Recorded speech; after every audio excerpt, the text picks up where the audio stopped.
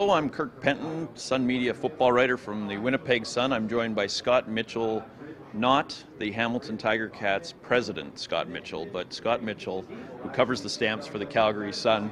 Have you met Scott Mitchell yet? I have not. I can verify that I am not the president of the Ticats, though. So, I get some weird looks, though. Yeah, and you got an email once I did. from the Ticats director of PR. I did.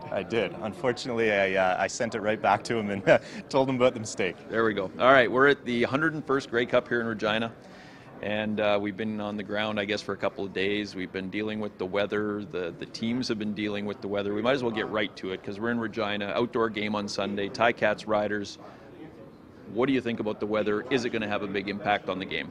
Well, the forecast says 0, but I don't know if you can believe that, the long-term view of that. But, I don't think it will. I mean, at this point, I think, the Riders are used to playing in the cold. I think, the Ticats are adjusting this week, and I don't think it'll be an issue. This is the biggest game of the year, and if weather is affecting you, you've got some problems. That's true. The Ticats really haven't played in a snowy game, but if it does get up to 0, I think that's going to help the Ticats because they were out there yesterday, and poor C.J. Gable, the running back from California, had never ever been on a field with snow, and he was even talking about how he would have to change his running style. So it'll be very interesting to see if that forecast changes. If it doesn't, I think the Ticats have a much better chance. Now, tons of storylines: Kent Austin, Corey Chamberlain, Henry Burris, all these guys who have these histories. Is there one storyline that you are most interested in this week?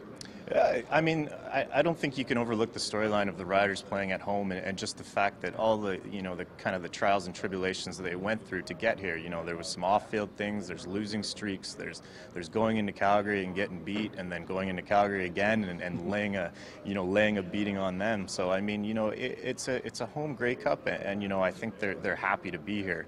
And I don't see how they can let down at this point in the season and it still be not considered a disappointment. So this is what they've worked for all year, and they're here, and I think they need to get it done to make this season a success. You've talked to Darian Duran a few times. How's his mood this week?